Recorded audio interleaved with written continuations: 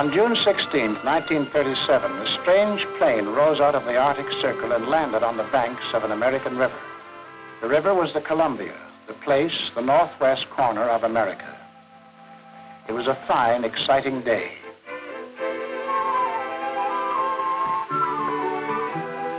That plane came from Moscow, and these men were neighbors who dropped in from the sky. Brave men in civilian clothes who said it was easy, natural to fly from the other side of the world, Moscow to the Columbia River, non-stop. Why didn't the Russians stop at Boston first, at New York, or Chicago? Because they came this way, far north of all these cities. They flew along a circle across the white and frozen top of the world. Which is the shorter, a curved line or a straight line? A straight line, but only if the world is flat. For a flat world, this old-fashioned map is perfect. But the world is round, so let's change to a round map. Now we see the Earth as if from a plane flying very high. Now the straight line becomes curved, and the circle, the way the Russians came, is seen to be straight and short. So the Northwest becomes a kind of a crossroads of the air and a place of importance to the whole world. It holds great trade routes together. The Northwest to East Asia, the Northwest to Latin America, the Northwest to Europe, the Northwest to Australia. Here's a new kind of world, air-thronged, air-encircled, with no barriers but storms, with no boundaries but the direction of the wind. The Northwest will be a center of this world. Let's see what it looks like. The face of its mountains, its rapids, lakes, and rivers. The shape of its cities and the shape of the states that were formed inside of it. Washington, the name of America's hero and first president. The two states in the tongue of the Indian, Oregon, Idaho. 3 states, 400,000 square miles. North, a frontier without bayonets, Canada and British Columbia. And west, an ocean.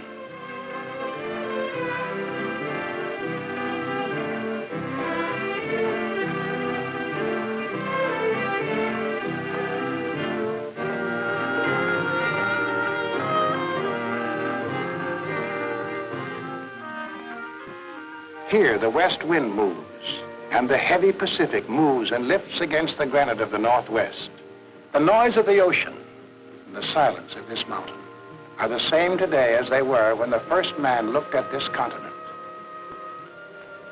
The air is still bright and clear, ice cold and exciting. It's a young country, and the people who live here feel it. They enjoy the snow, the swiftness of the mountain. They enjoy the summer of the inland lakes.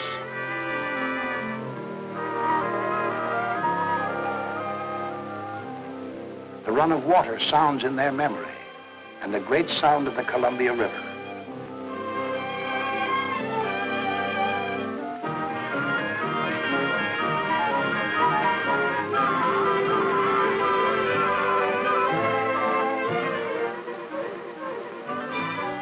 The Indians who fish here have treaty rights in these rivers. The forests behind them still hide the wolf, the mountain lion, and the bear. The salmon still climb 1,200 miles up from the sea to spawn in fresh water. But now they climb ladders made by man who counts and tabulates them.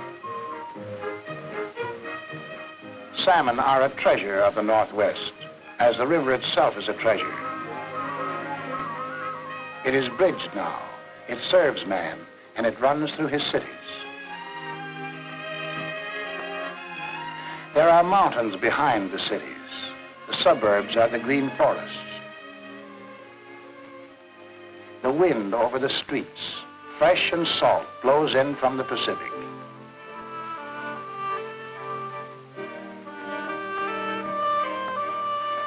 From here, the Northwest trades with half the world. From Alaska, furs, gold, and raw materials. From California, oil, oranges, and wine. Cargoes of sugar from Honolulu. From Ceylon, tea, hemp, and mahogany logs. From Russia, rare metals for hardening steel. To Russia, food and machines.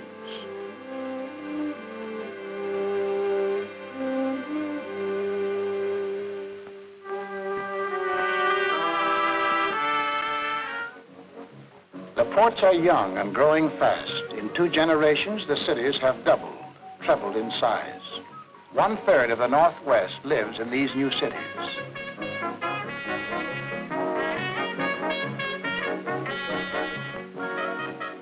The whole world interests these people. They are curious, noisy, energetic. They have the look of the skilled man. They're at home among machines. Electricity is their friend.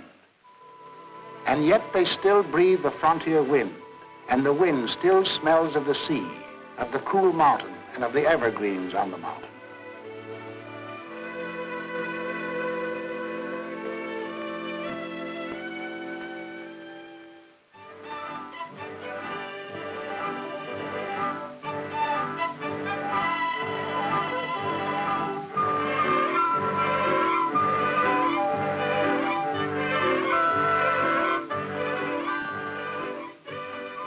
On the slopes of the Cascade Range, the Northwest citizen is a lumberjack.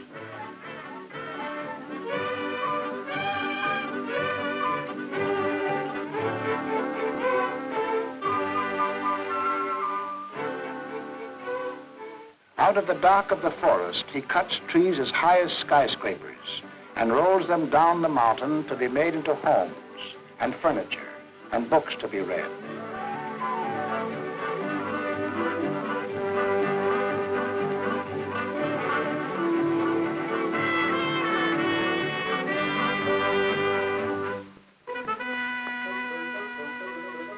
On the banks of the snow-melted rivers, he works as a fisherman.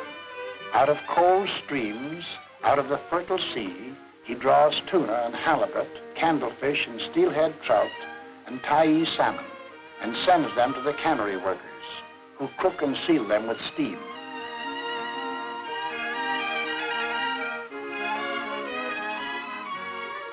Inland, the Northwest citizen drives his sheep toward the railheads.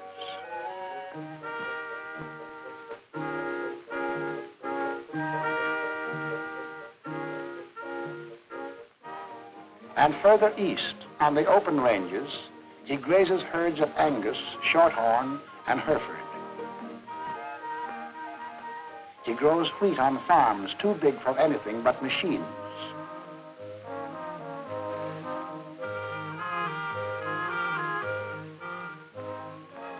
He cuts his Indian corn in the cold October sunlight.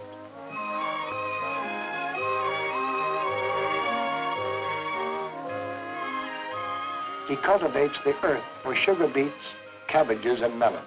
He's a fruit farmer growing apples on cool uplands, apples with Indian names called Wenatchee, Skookum, and Yakima. He is a miner searching beneath the earth for salt and coal, limestone and granite, and loading magnesium and aluminum ore for the smelters of Boise and Spokane. For 3 generations, the people of the Northwest have drawn resources from the rock, the earth, and the water.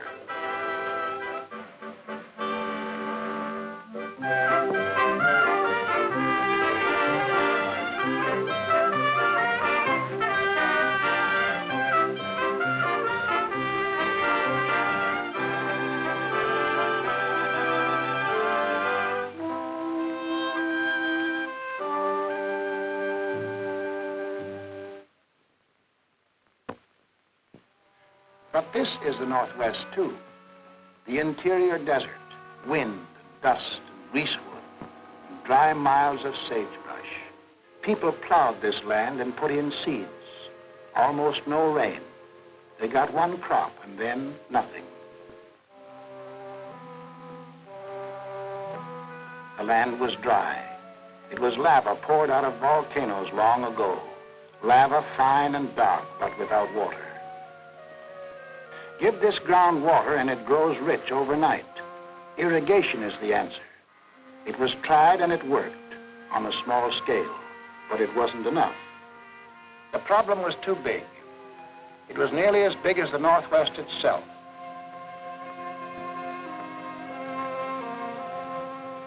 The land is divided by the Cascade Mountains, as high as 12,000 feet.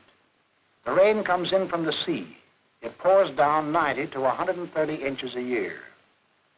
But the wet Pacific winds are blocked by the mountains. So on this side, the rainfall is as little as 5 inches a year. Good land without water.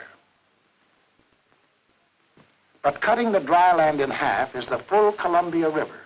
The Northwest people began to do some thinking. Here's a town of Ephrata, rainfall 7.5 inches. In this town, there were 2 friends, a newspaper editor and a lawyer, Rufus Woods and William Clapp. Billy Clapp had an idea. There was the Grand Coulee, the dry bed once used by the Columbia, now just an empty chasm. Use it, he told Woods, to store water from the Columbia, push back the river with a dam, and get water power at the same time. His friend said, "Billy, you've got it." 2 million horsepower of electricity. Think of it, citizens. Power and water at the same time. A big idea, but too big for one county or one state. It needed the nation behind it. Convincing the nation was the first big job. For years, Billy Clapp and Rufus Woods and their friends fought to make the dream come true. Then one day, Woods put on his hat and looked out.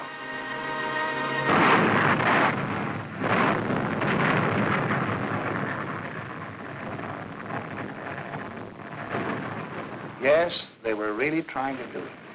They were blasting apart the lava and stubborn granite. And when the dust settled, you could see the men go back up the face of the cliff. Little men working with the big Northwest, trying to remake a river so it would move their way. But the river itself was so big that the engineers had to design and build a dam almost twice the size of anything ever before attempted.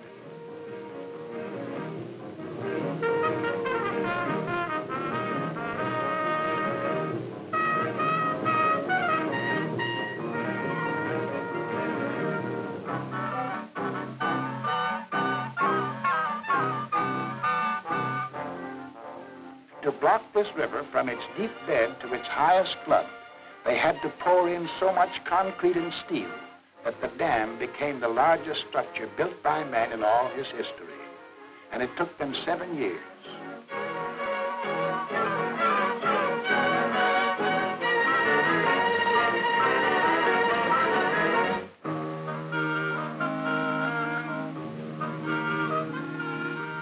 But one day it was there. The idea was real. The dream had become copper and concrete.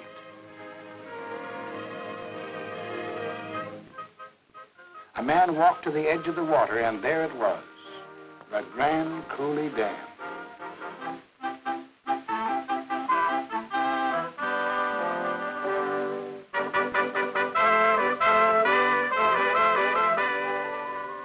A big job. So big that it would change the lives of Americans who would never hear the sound of the Columbia. Here was water to irrigate more than 1 million acres and power to spark the industry of 4 states.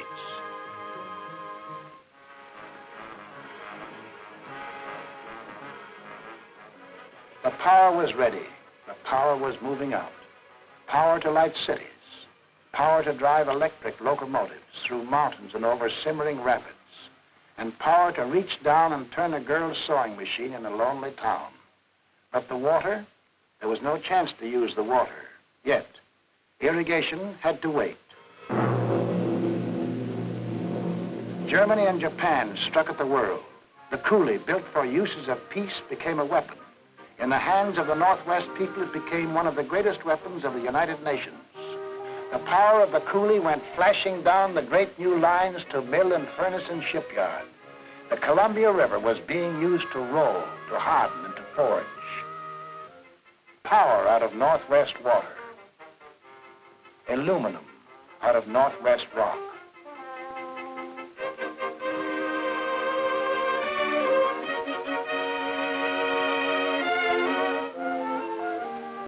And out of the heart of America itself, there poured towards the Northwest a stream of human energy to fill up her factories and make use of her power and metals. A mother from the South, a textile worker from Boston, two neighbors from a town in the Midwest, a businessman who closed his store, a sculptor who came because the world needed something stronger than stone.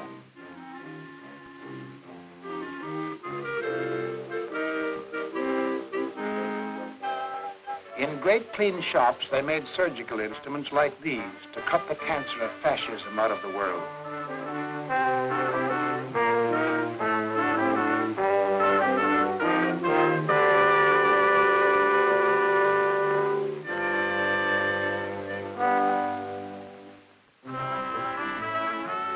And Columbia Power poured into another kind of factory, a factory outdoors that made ships like automobiles on the assembly line. They called them Liberty ships. A good name, said the workers on this job, because they made these ships to carry flour, the woolen sweaters, and the ammunition of liberty.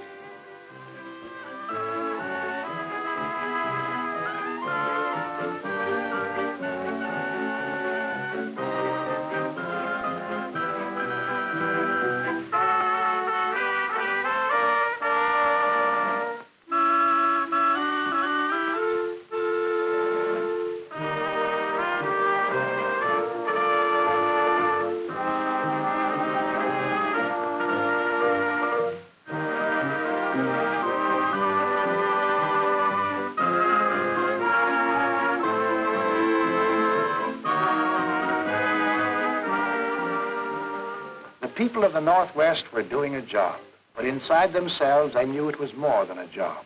They were clearing a way into the future. And they kept this purpose clear in the smallest things they did. If you look beside the shipyard, you'll see another building, open to the light and air. It's a nursery where children can eat and play games and take a nap after lunch. And it's big enough for anyone's children. It's a safe place to leave a child, knowing he will be fed and occupied and interested. While their parents build ships next door, their children will be busy all day long with their own tremendously important affairs.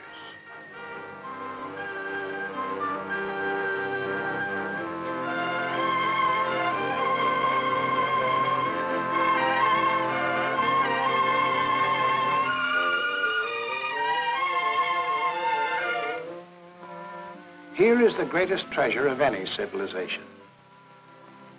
This is a famous planner of cities, or a poet, or a lumberjack. This boy wants to be an architect someday, like his father.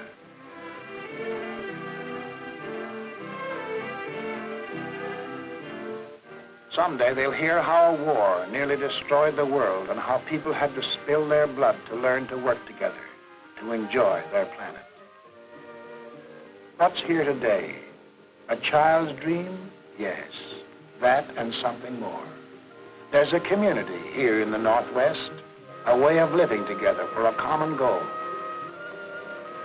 And there's love here, and the fullness of life. And there's work, hard work, planning and doing day and night, so that these ships can go to the water someday without fear. So that children will look up in the sky at planes without bomb bays or guns, flying every hour to Moscow over the North Pole, flying to Iraq and London and Valparaiso, and drawing the straight circles on the geography of the air. And there will be ships that carry nothing but wonderful fruit.